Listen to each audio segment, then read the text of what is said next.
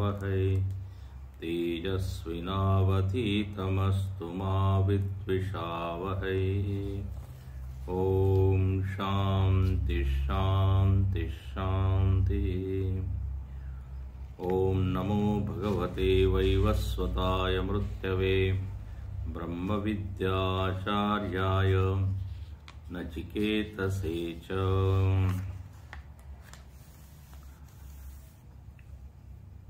21वां मंत्र हम लोग पढ़ेंगे। देवैरत्रापि विचिकित्सितं पुरा न हि सुविज्ञेयं मनुरेषु धर्मः। अन्यं वरं नचिकेतो वृणीष्व मामुपरोत्सीरतिमासृजैनं। देवैरत्रापि विचिकित्सितं पुरा न हि सुविज्ञेयमनुरेषु धर्मः। अन्यं वरं नचिकेतो वृणीष्व मामुपरोत्सीरतिमासृजैनम्।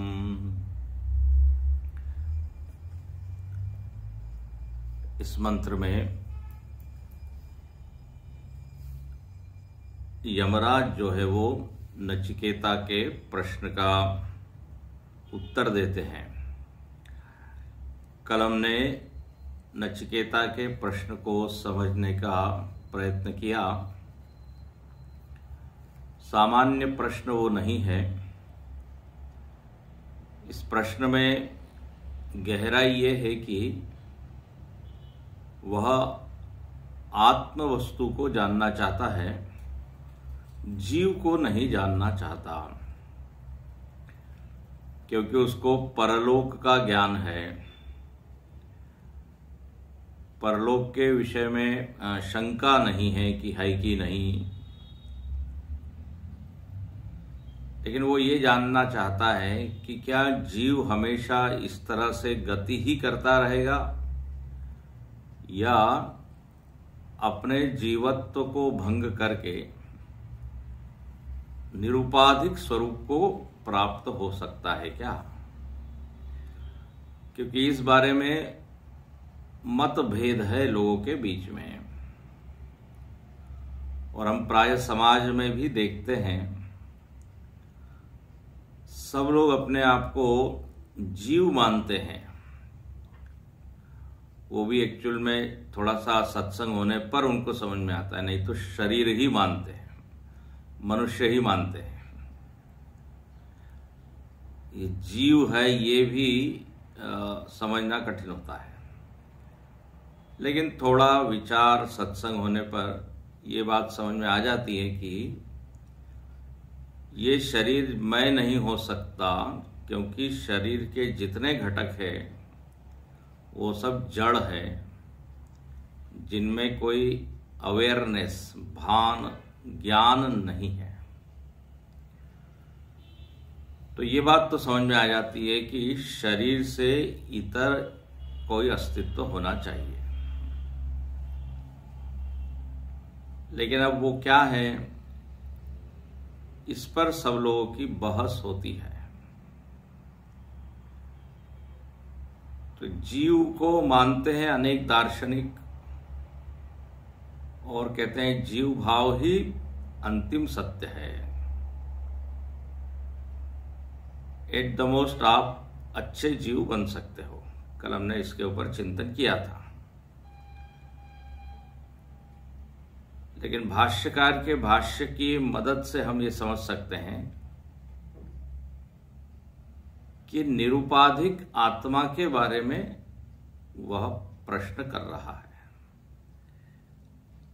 कि उस आत्मा के बारे में उसने भी सुना है। तो कुछ लोग कहते हैं ऐसी स्थिति जहां जीव भाव नहीं है लेकिन आत्म भाव है, जहां अज्ञान नहीं है, जहां पर चैतन्य अपने वास्तविक स्वरूप में अनुभव में आता है, बिना किसी उपाधि के, बिना किसी अपेक्षा के, है ना, निरपेक्ष सत्य, उसको तो absolute reality, not relative reality. हम धर्म से अपने आप को जोड़ के कहते हैं मैं हिंदू हूं, देश से जोड़ के कहते हैं मैं भारतीय हूं, नाते रिश्ते वालों से जोड़ के हम कहते हैं मैं पिता हूं, पत्नी हूं, चाचा हूं। बोले इन सबको आप एक तरफ करो और फिर क्या आप अपने आप को देख सकते हो? या ऐसा हो सकता है क्या कि आप रह जाए फिर भी? नहीं तो होता ये है कि उपाधियों को हटाने पर हमको लगता है हम ही हट गए। उपाधि के कारण हम अपना अस्तित्व मान रहे हैं। ये बिल्कुल विचित्र बात है। मतलब घट टूटने पर घटाकाशी खत्म, कल जैसे हम बता रहे थे। तो शरीर मन इंद्रिय नहीं है तो फिर मैं ही नहीं हूं। एस दो मतलब शरीर के कारण मैं हूं, मन के कारण मैं हूं, बुद्धि के कारण मैं हूं। ये तो उल्टी गंगा बहने लगी। मेरे कारण ये सब है, तो इनके बिना चेतन का अस्तित्व मानना, समझना ये बहुत कठिन है। सतत हम इनके साथ ही रह रहे हैं, सारा व्यवहार इन्हीं के साथ हो रहा है। लगता है ये सबको हटा दे तो हम शून्य ही हो जाएं। इसलिए यहां नचिकेता ने ये प्रश्न किया कि इसको आप जरा क्लियर कीजिए, स्पष्ट कीजिए कि आत्मवस्तु है क्या, कि शून्य ही है। उपाधियों का निषेध करने पे उपहित का भी निषेध हो जाता है क्या? उपहित मतलब जो उपाधि से तादात्म्य किए हैं। उपाधि का जो संबंधी है उसको कहते हैं उपहित। तो उपहित तो आत्मा है, तो बोले उसका आप स्वरूप हमको स्पष्ट कीजिए। तो ये हुआ प्रश्न। अब प्रश्न होने के बाद वो कहता है कि आप ही ये समझा सकते हैं, आप इस विषय के विशेषज्ञ हैं, ज्ञानी हैं, आचार्य हैं, ब्रह्म विद्या आचार्य है। तो अनुशिष्ट ज्ञापितस्त्वया वराणामेश वरस्थिति। अब इस प्रश्न के उत्तर में यमराज जी ने क्या कहा, तो भाष्यकार यहां एक पंक्ति लिखते हैं, उसके बाद इस मंत्र के ऊपर भाष्य करते हैं। कहते हैं किम अयम एकांततः निःश्रेयस साधन आत्मज्ञान अर्ह न वा इति एतत् परीक्षणार्थम आह। ये यमराज जो है वह परीक्षा करने के लिए, परीक्षार्थम आह, परीक्षा करने के लिए ये अगला मंत्र है।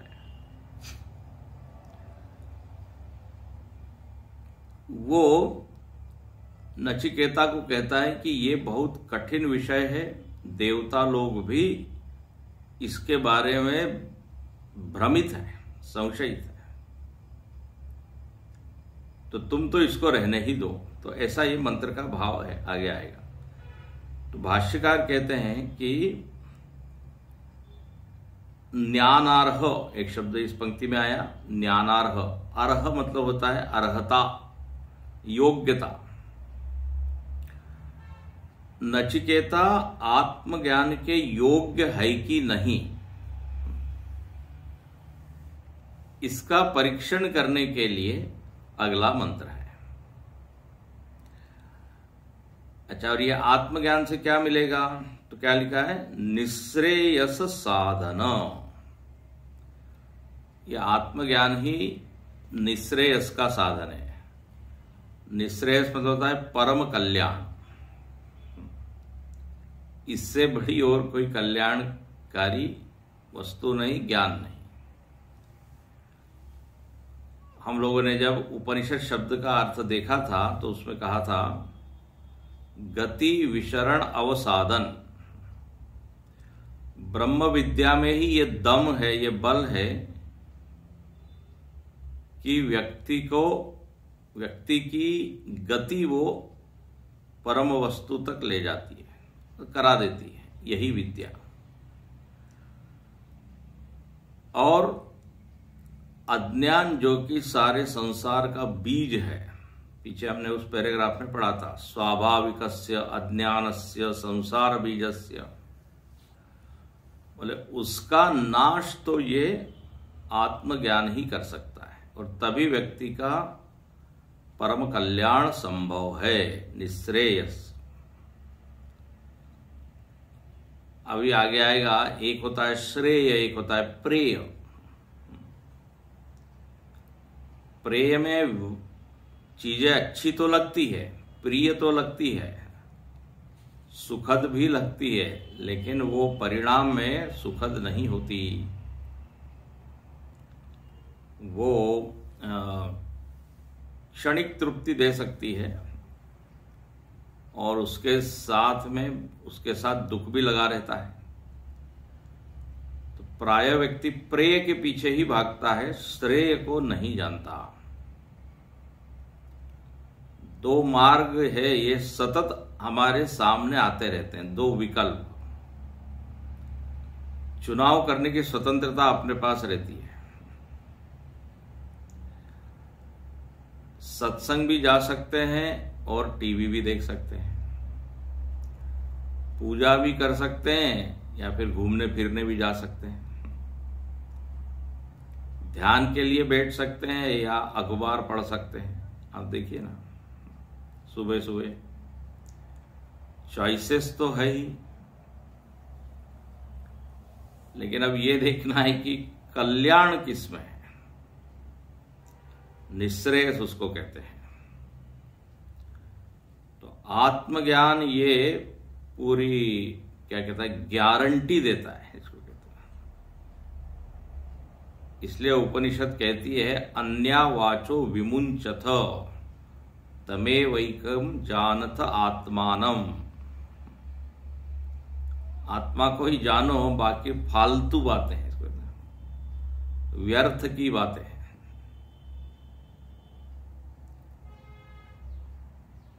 आत्मा को छोड़ के दूसरी चीजों में मन लगाना मतलब ऐसा ही है जैसे हीरे मोती को छोड़ के कांच के टुकड़े इकट्ठा करना।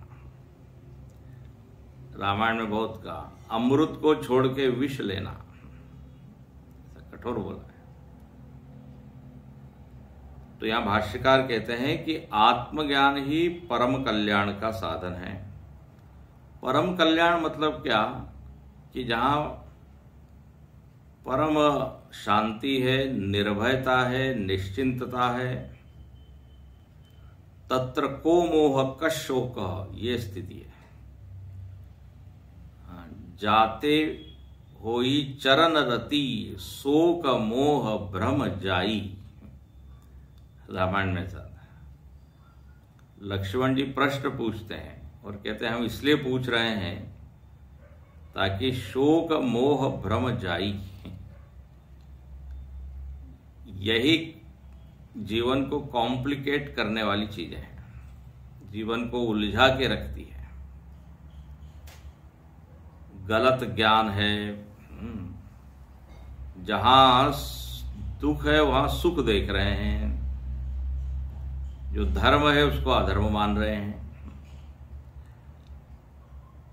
तो इसलिए परम कल्याण का साधन यह आत्मविद्या है। सा विद्या या विमुक्तये, ना, जो मुक्त करे। तो ये परम हितैषिणी है, ऐसी विद्या। अब इसका अधिकारी नचिकेता है कि नहीं? निश्रेयस साधन आत्मज्ञान अर्ह, ये अर्हताएं फुलफिल कर रहा है कि नहीं। अर्हताएं मतलब योग्यताएं, उसका परीक्षण करने के लिए यहाँ पर ये मंत्र यमराज बोलते हैं। अब इसके ऊपर अनेक बार विचार हो चुका है।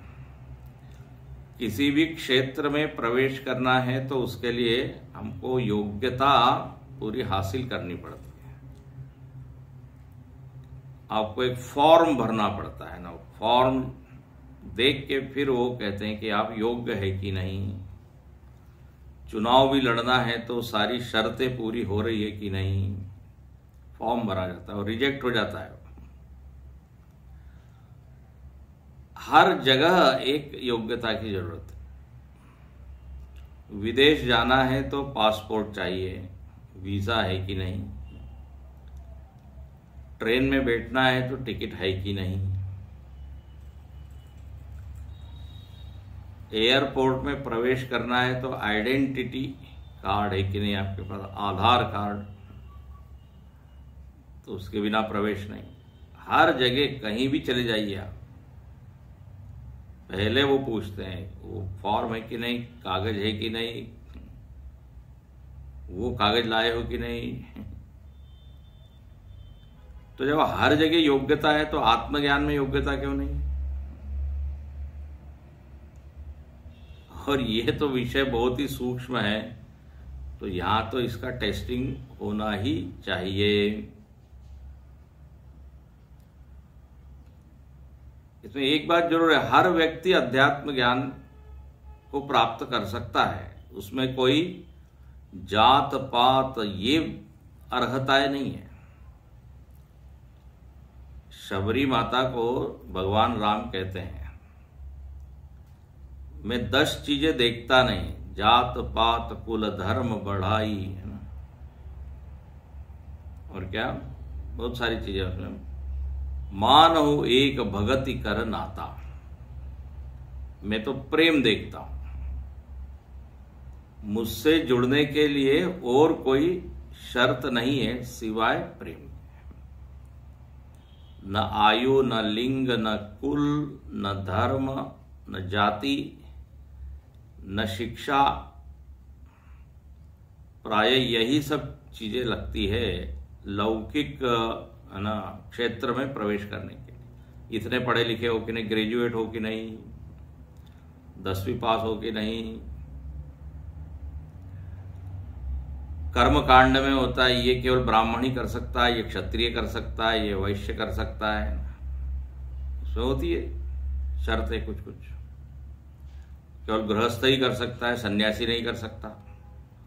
कोई चीज सन्यासी कर सकता है, ब्रह्मचारी नहीं कर सकता। तो ऐसा हर जगह बैरियर्स है ना, थोड़े रिस्ट्रिक्शंस है। तो बोले आत्मज्ञान में क्या योग्यता है। तो पीछे भगवान भाष्यकार ने एक शब्द लिखा था जिसके ऊपर हमने खूब चिंतन किया था, विरक्तस्य आत्मज्ञाने अधिकार, यह आया था। वैराग्य एक योग्यता है। अब यहां पर कहते हैं हम नचिकेता में देखते हैं कि और भी गुण है कि नहीं, उसकी परीक्षा के लिए ये मंत्र बोला है। परीक्षा करते हैं, ऐसे ऐसे वाक्य बोलते हैं जिससे परीक्षण हो जाएगा कि नचिकेता में निश्चय पक्का है कि नहीं और वो योग्य है कि नहीं। अपने शास्त्रों में ये परीक्षा का एक खूब विषय आता है ना, भगवान परीक्षा ले रहे हैं, भगवान ने परीक्षा ली।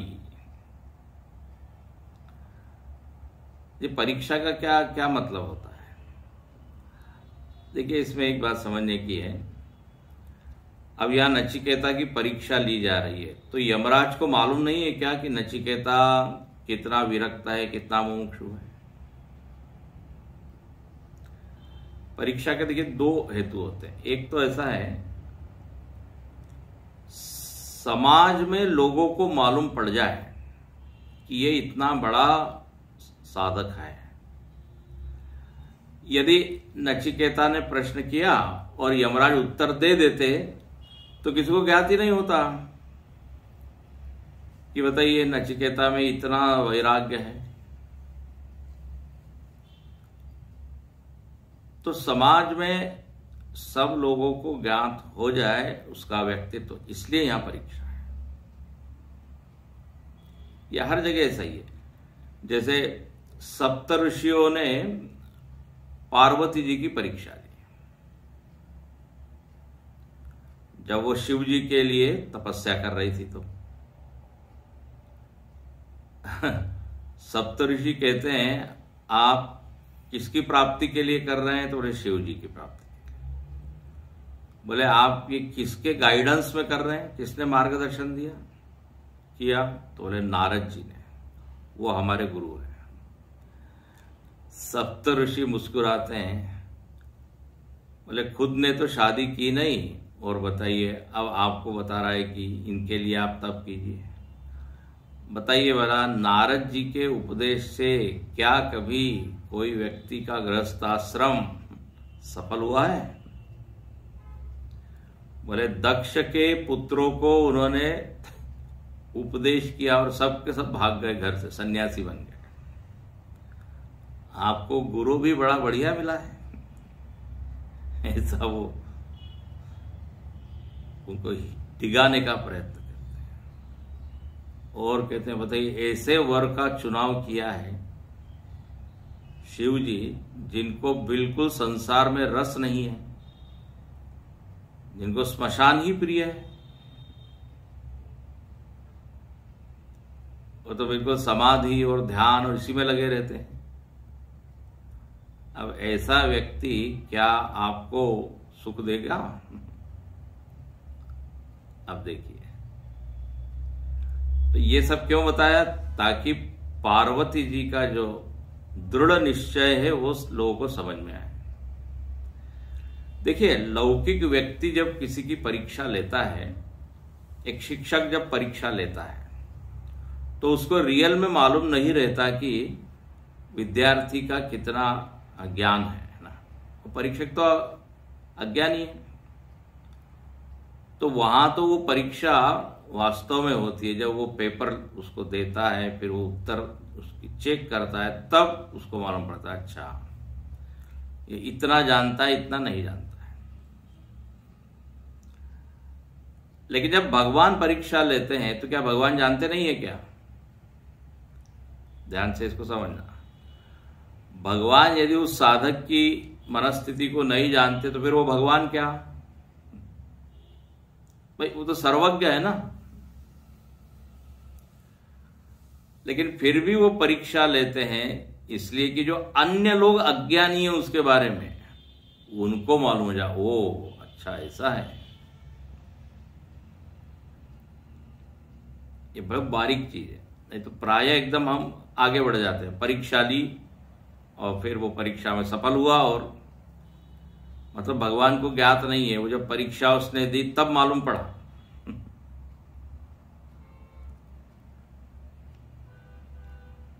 नारद जी, अब देखो एक और उदाहरण देते हैं। ध्रुव जी जब तपस्या करने जाते हैं तो अब परीक्षा करते हैं कि ये वास्तव में तप के योग्य है क्या। तो अब नारद जी तो जानते ही है, लेकिन आम व्यक्ति नहीं जानता। इसे नारद जी ध्रुव को क्या कहते हैं? बोले अभी तुम्हारी जो आयु है वो क्या है? छोटी है। नारद जी ऐसा कहते हैं, बोले हमको नहीं लगता कि इस आयु में किसी का मान सम्मान भी हो सकता है।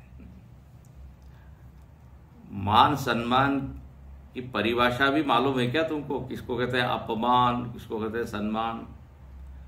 5 वर्ष के तुम, ये आयु तो खेलने की आयु है,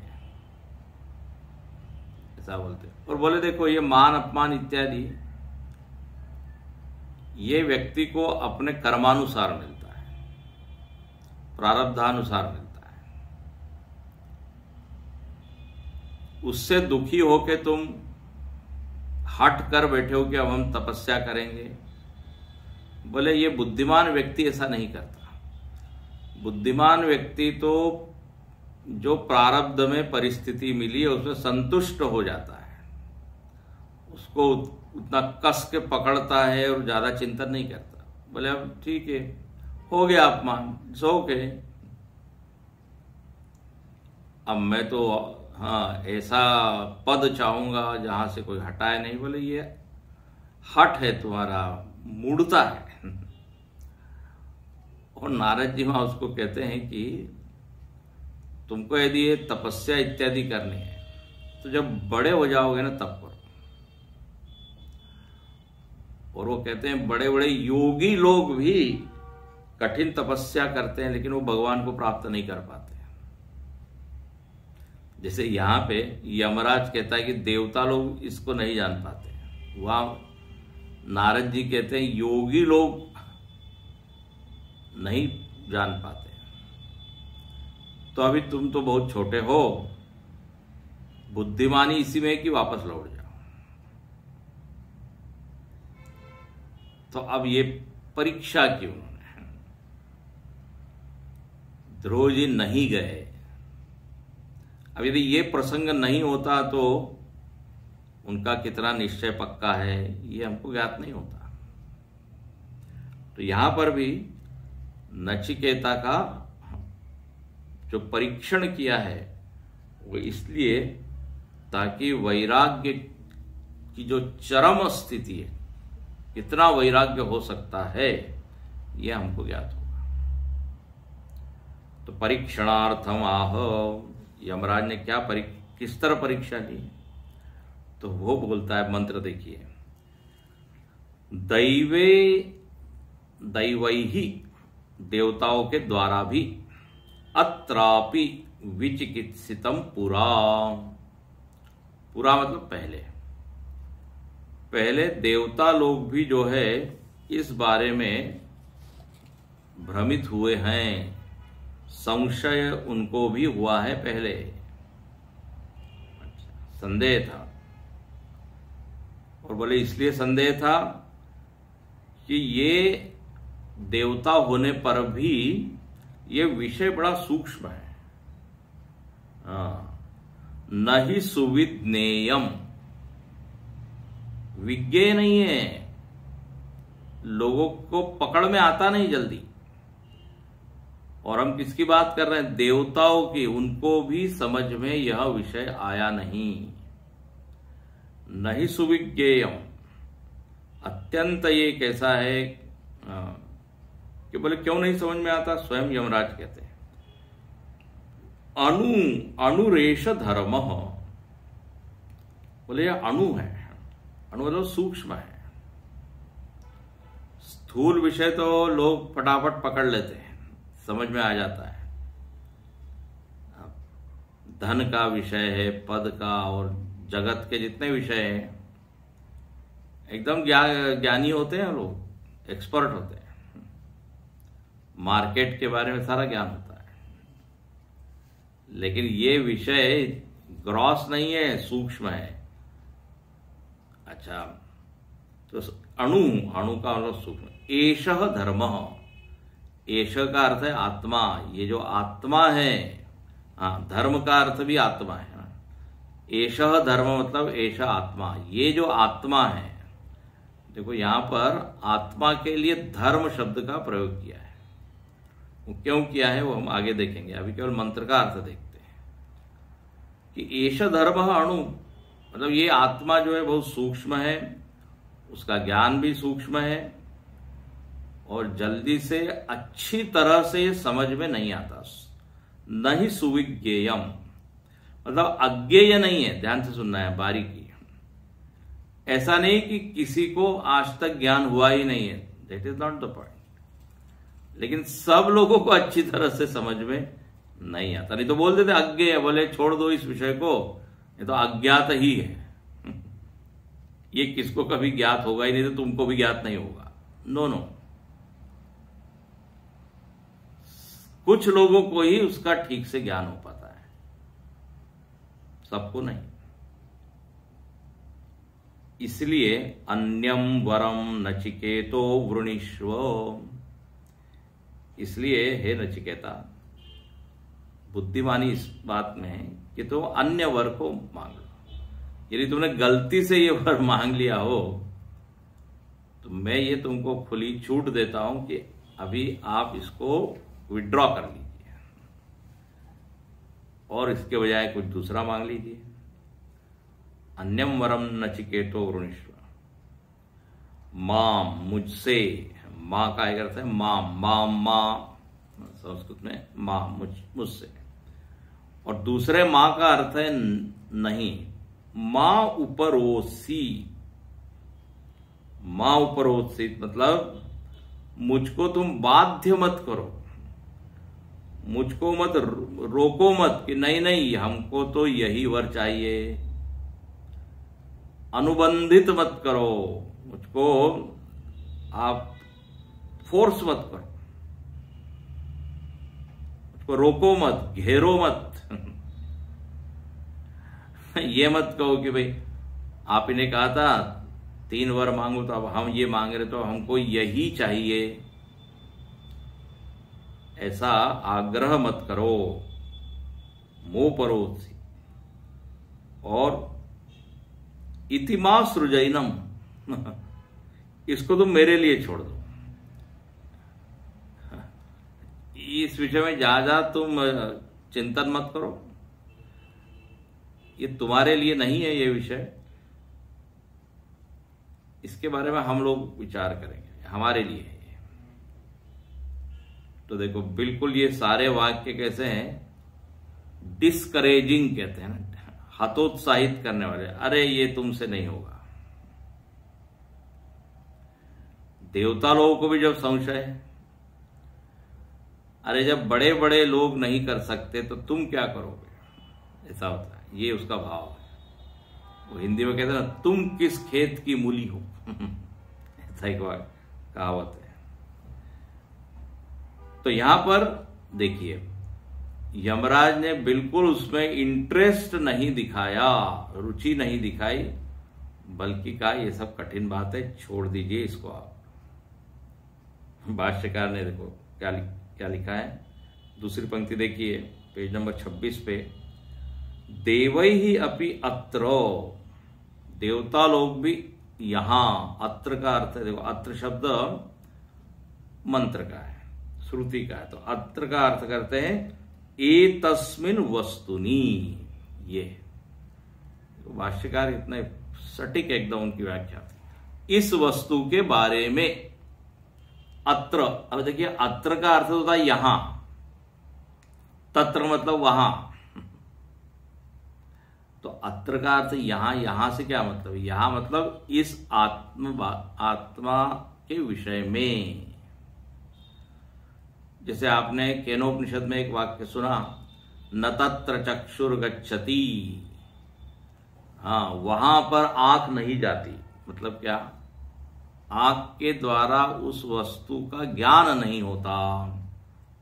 ये तो ये अत्र तत्र अस्मिन् विषये, इस विषय में क्या है, इस विषय में विचिकित्सितम, विचिकित्सित का अर्थ क्या है, संशयितम, संशय हुआ है, किनको, देवताओं को, देवताओं के द्वारा भी ये विषय संशयित है, they are also not very clear about it. और देखिए देवताओं को सीधे यहां लाया है, मतलब अब इस सृष्टि के बिल्कुल विकसिततम ये योनि है, पुण्य कर्म के फलस्वरूप ये योनि मिलती है, उनमें दिव्यता है, उनमें चमक है, देव शब्द का अर्थ ही होता है चमक, द्योतनाद देव, तो इतनी बड़ी उपलब्धि हासिल उन्होंने की है, वो भी इस आत्मा के बारे में कंफ्यूज है। अब बताइए,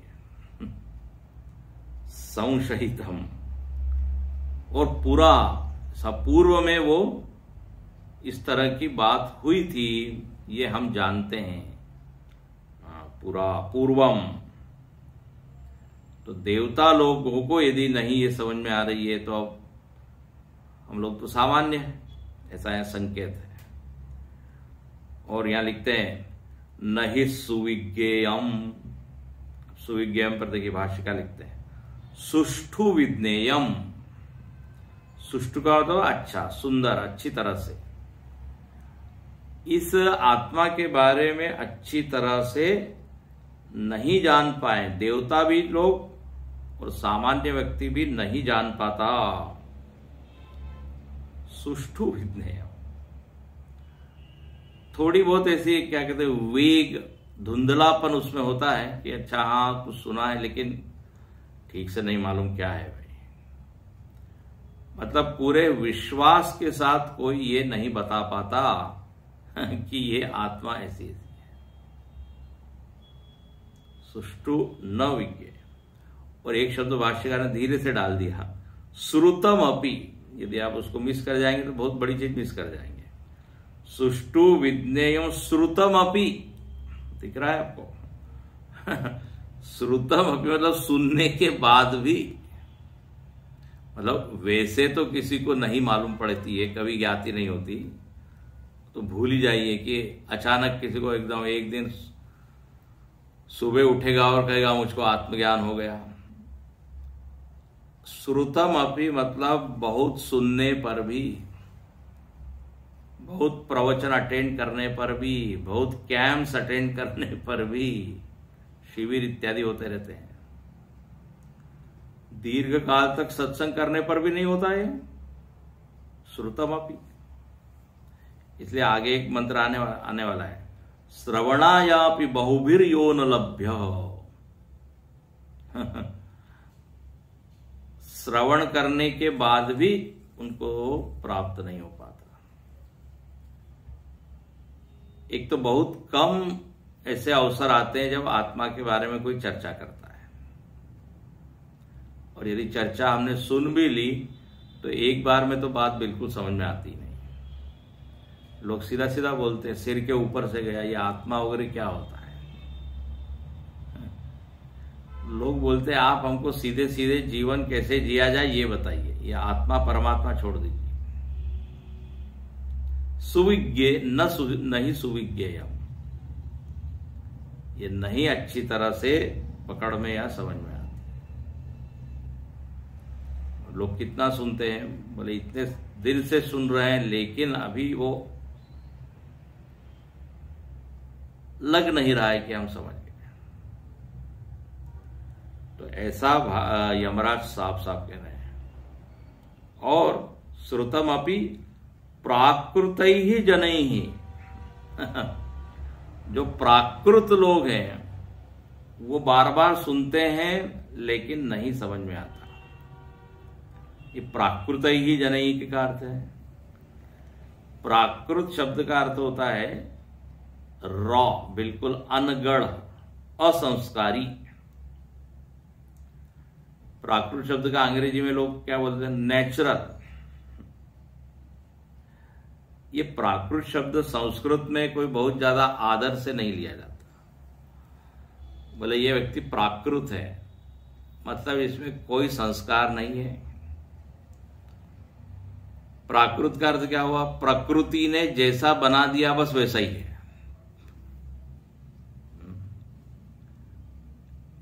एक होता है प्राकृतिक और एक होता है सांस्कृतिक। गुरुदेव ने बड़ा अच्छा कहा, बोले देखो नेचुरल चीज क्या होती है? प्राकृतिक। उन्होंने उदाहरण दिया कि जैसे किसी ने अपमान किया और अपमान करने पर हमको गुस्सा आ गया, तो ये क्या है? प्राकृतिक, नेचुरल है। लेकिन गुस्सा आने पर भी हम शांत बने रहे, बल्कि क्षमा कर दिया, तो बोले it is not natural, it is cultural. ये एक कदम आगे की चीज है ना, नहीं तो सामान्य चीज है। एक ने गुस्सा किया, हमने भी गुस्सा किया, उसने अपमान किया, हमने भी अपमान किया। उसमें कोई बहुत बड़ी चीज हो गई ऐसी नहीं है। तो ये प्राकृतिक है। प्राकृतिक मतलब संस्कारहीन उसको कहते हैं। अब भाई प्रकृति ने हमको जैसा बनाया, यदि हम वैसे ही रहे, अब हजारों हजारों साल पहले लोग ऐसे ही रहते थे, कोई वस्त्र धारण नहीं किया है, कुछ भी बोल रहे हैं, कुछ भी खा रहे हैं, ना उनको कुछ पता आता है। तो माता पिता क्या करते हैं, संस्कार देते हैं। जैसा नेचर ने बनाया वैसे ही छोड़ दे तो उसकी कोई आदर होगा क्या? भाई ऐसा बोलना है, ऐसा चलना है, ऐसा पहनना है, ये खाना है, ये क्या हो गया? इसी को कहते हैं कल्चर, कल्चरल, सांस्कृतिक। और कल्चर मतलब संस्कृति,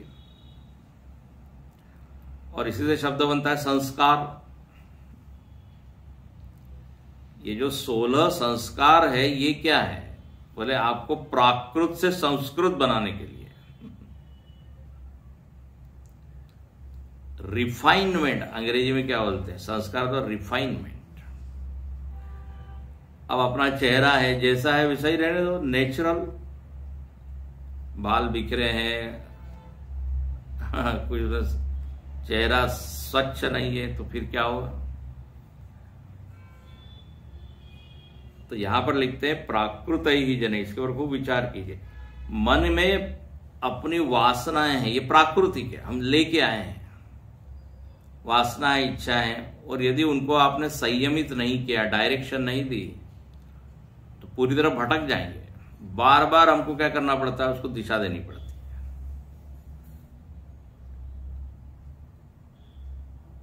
उसी को तो कहते हैं संयम। If I flow with my वासना, तो स्वामी जी ने अच्छा कहा, जैसे विचार आ रहे हैं वैसा यदि आप वर्तन करने लग जाएं तो 2 मिनट में हम ही अपने आप को पागल घोषित कर देंगे, या सामने वाला कहता है जो मन में आए वो करो, जो मन में आए वो करो। उस पर कोई अनुशासन न हो, उस पर कोई कंट्रोल न हो। भाई आप पागल व्यक्ति किसको कहते हैं? जिसका कोई कंट्रोल नहीं है। बोले इसके ऊपर ज्यादा ध्यान मत दो, है ना, लोग बोलते हैं। उसको मालूम नहीं है वो क्या बोल रहा है, क्या कर रहा है, he is not in his sense, ऐसा बोल देते हैं। तो यहां पर लिखते हैं कि जो बिल्कुल असंस्कारी है, गीता में इसी को बोला है, यतन्तोप्य कृतात्मानः नैनम पश्यन्त चेतस, यतन्तः अपि अकृतात्मानः। अकृतात्माना का अर्थ शंकराचार्य ने किया है असंस्कृतात्मा, जिसने अंतःकरण को संस्कारित नहीं किया, वो चाहे जितना भी प्रयत्न करे न पश्यन्ति। यतन्तः अपि अकृतात्मान न पश्यन्ति अचेतस। संस्कार ही नहीं है तो क्या है? तो यहां इसलिए भाष्यकार सावधान कर देते हैं, बोले न सुविज्ञेयम प्राकृत ही जनैः श्रुतम अपि। बहुत ज्यादा यदि स्थूल बुद्धि हो तो बोले नहीं बात पकड़ में आती। अच्छा, और सूक्ष्म प्राकृत ही जनैः अतः अणु, ये आत्मा अणु होने के कारण स्थूल बुद्धि प्राकृत बुद्धि से नहीं ये ग्रहण होती। और ये अणु, अणु का अर्थ क्या है? सूक्ष्म। सूक्ष्म का अर्थ आप लोग जानते हैं, आगे फिर आएगा। सूक्ष्म मतलब जो व्यापक है, सूक्ष्म मतलब जो इंद्रिय ग्राह्य नहीं है। हाँ, सूक्ष्म मतलब आकार में कोई चीज छोटी है ऐसा नहीं समझना। धूल का कण सूक्ष्म है, सामान्य तो ऐसे ही हम समझते हैं। अणु सूक्ष्म है, लेकिन यहां अध्यात्म में सूक्ष्म शब्द का अर्थ बिल्कुल अलग है। मन सूक्ष्म है, क्यों? क्या मन का आकार छोटा सा है इसलिए? बोले नहीं, क्योंकि वह इंद्रिय ग्राह्य नहीं है। और जो वस्तु जितनी सूक्ष्म हो उतनी व्यापक। इसलिए शरीर से ज्यादा सूक्ष्म मन होने के कारण वो अधिक व्यापक है। आप देखिए ना, शरीर तो एक जगह बैठा है, लेकिन मन कहां कहां घूम के आ जाता है। अब अभी आप लोग जो सुन रहे होंगे, हो सकता है किसी का मन कहीं कहीं भटक रहा हो। तो मन व्यापक है क्योंकि सूक्ष्म है, तो आत्मा तो मन से भी सूक्ष्म है। अणोरणीयान सूक्ष्मात अपि सूक्ष्मतरम। तो यहां पर कहते हैं कि ये सूक्ष्म होने के कारण समझ में आती नहीं बात। तो एशो अणुरेश धर्म, तो अणु का अर्थ हो गया सूक्ष्म। एश का अर्थ देखिए भाष्यकार क्या करते हैं, एश आत्माख्य, देखिए जिसको आत्मा कहा जाता है। एशा मतलब तो होता है यह अणु है, तो यह मतलब आप किसकी बात कर रहे हैं, आत्मा, जिसको आत्मा कहा गया। अब देखिए स्वयं भाष्यकार यहां आत्मा शब्द का प्रयोग करते हैं और यमराज स्वयं आत्मा के बजाय धर्म शब्द बोलते हैं, लेकिन अर्थ वहां आत्मा ही है। तो बोले यह आत्मा, आत्मा आख्य मतलब कही जाती है। ये जो वस्तु है ये आत्मा शब्द से जानी जाती है, कही जाती है, ये सूक्ष्म है और इसको धर्म कहते हैं। धर्म, आत्मा का ही नाम धर्म है। बोले आत्मा को धर्म क्यों कहा? धर्म शब्द भी इतना व्यापक है, प्रसंग बदल दो अर्थ बदल जाता है।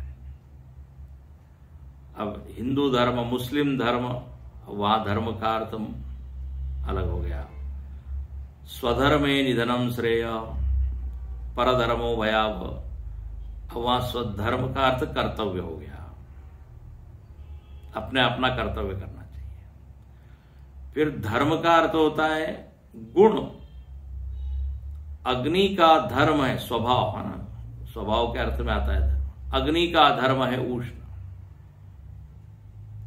3 अर्थ हो गए धर्म के। धर्म मतलब एक मजहब जिसको आप कहते हैं, हिंदू इत्यादि, या फिर कर्तव्य, या फिर स्वभाव। शक्कर का धर्म है मीठा होना।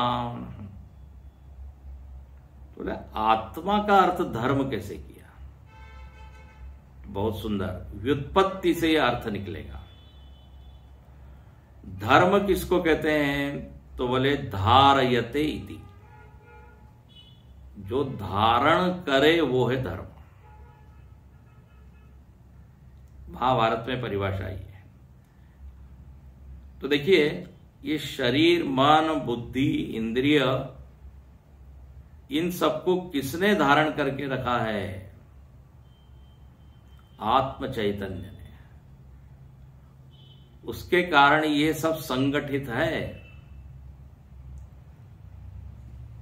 यदि वो आत्मा की उपलब्धि वहां नहीं है तो सब चीजें बिखर जाती है। इसको भाष्यकार ने केनोपनिषद में कहा है संघात, है ना, इसको कहते हैं संघात। ये संघात एक संगठन है, ये बिल्कुल इंटैक्ट है क्योंकि कॉन्शियसनेस इज देयर। तो देखो धर्म मतलब धारण करने वाला जो तत्व है वो ये आत्मा है। जैसे एक उदाहरण दे, घर होता है, घर में हम रहते हैं, हमको क्या लगता है घर के कारण हम हैं